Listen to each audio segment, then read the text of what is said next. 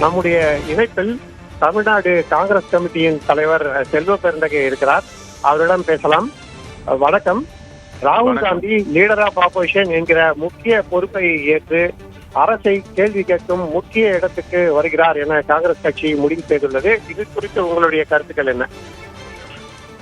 வணக்கம். ஏற்கனவே கடந்த வாரம் புதுடெல்லியில் நடந்த அகில இந்திய காங்கிரஸ் காரிய கமிட்டி கூட்டத்தில் ஒருமனதாக CWC member, Congress working committee member அவரை ஒருமனதாக தேர்ந்தெடுத்து அவர்தான் எதிர்க்கட்சி தலைவராக வர வேண்டும் என்ற தீர்மானத்தை நிறைவேற்றினோம். அந்த அடிப்படையில் அவருக்கு விருப்பமில்லை என்றாலும் எங்களுடைய தலைவர், அகில இந்திய காங்கிரஸ் கமிட்டியின் தலைவர் மல்லிகார்ஜுன கார்கே அவர்கள் அவர் நிறைவாக பேசும்பொழுது சொன்னார், இது சிடபிள்யூசி மெம்பர், காங்கிரஸ் ஒர்க்கிங் கமிட்டியுடைய முடிவு. இந்த முடிவை நீங்கள் ஏற்றுக்கொள்ள வேண்டும். ஏனென்றால் உங்களை விட்டால் யாரும் சிறப்பாக எதிர்க்கட்சியாக செயல்பட முடியாது. எதிர்க்கட்சி தலைவர் என்பவர் சிபிஐ இயக்குநர்கள், அமலாக்கத்துறை இயக்குநர்கள் போன்ற முக்கிய முடிவுகளை, தேர்தல் ஆணையர் போன்ற முடிவுகளை எடுக்கும் மிகப்பெரிய பொறுப்பு இது. ஆகவே நீங்கள் தான் எதிர்க்கட்சி தலைவராக இந்திய தேசிய மக்களுக்கான குரலாக இருக்க முடியும் என்று மல்லிகார்ஜுன கார்கே அவர்கள் பேசும்பொழுது அதை வலியுறுத்தினார். அந்த வலியுறுத்தின் அடிப்படையில் அனைத்து காங்கிரஸ் காரிய கமிட்டி உறுப்பினர்களும் என்னை உட்பட அந்த கூட்டத்தில் கலந்து கொள்ளும் பொழுது நானும் அதை வலியுறுத்தினேன். அவர்தான் சிறப்பாக செயல்பட முடியும், அவர்தான் இந்த தேசத்தின் குரலாக இருக்க முடியும். ஆகவே அவர் மக்களவையின் எதிர்க்கட்சி தலைவராக அந்த பொறுப்பை ஏற்றுக்கொள்ள வேண்டும் என்று வலியுறுத்தினோம். அந்த அடிப்படையில் இப்பொழுது இந்தியா கூட்டணி தலைவருடைய கூட்டத்தில் ஒருமனதாக முடிவு பண்ணி அவர் எதிர்க்கட்சி தலைவராக அவர் ஏற்றுக்கொண்டிருக்கிறார். இது வரவேற்கத்தக்கது. அப்பொழுதுதான் அந்த இந்திய தேசத்துடைய மக்களுடைய குரல் அங்க எதிர்க்கட்சியின் குரலாக அங்க ஒலிக்கும்.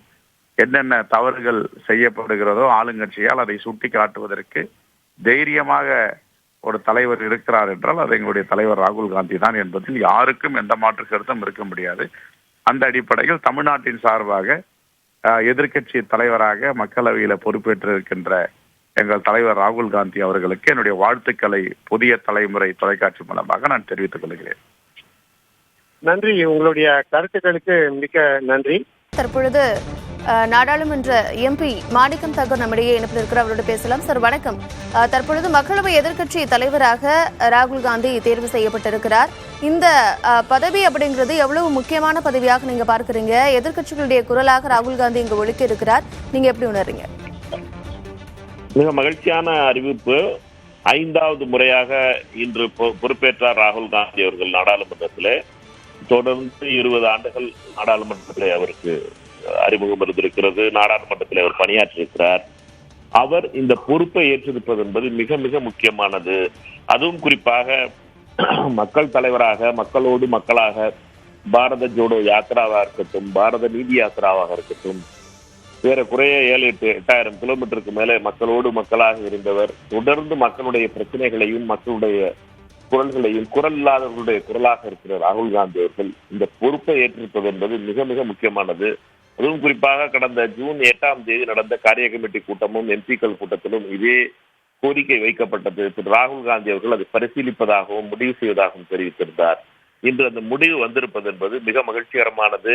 நாளை முதல் இந்தியா கூட்டணி மிக வலிமையாக எதிர்க்கட்சியாக செயல்படும். இப்பொழுதே கடந்த 2 நாட்களாகவே நீங்கள் அனைவரும் பார்த்துக் கொண்டிருக்கிறீர்கள். இந்தியா கூட்டணியை பொறுத்தமட்டிலே எதிர்க்கட்சி பணியை மிக கடுமையாக செய்து கொண்டிருக்கிறோம். தொடர்ந்து மக்களுடைய குரலாகவும், குரல் இல்லாதவர்களுடைய குரலாகவும் பாராளுமன்றத்திலே ராகுல் காந்தி ஒலிப்பார். நாடாளுமன்றத்தில் ராகுல் காந்தி ஒலிக்கிறாது அப்படிங்கிறது மட்டும் இல்லாம ஒட்டுமொத்த எதிர்க்கட்சிகளுடைய குரலாக அவர் ஒலிப்பார் அப்படின்னு நம்பிக்கை தெரிவிச்சிருக்கிறீங்க. உங்களுடைய கருத்திற்கும் நேரத்திற்கும் நன்றி சார்.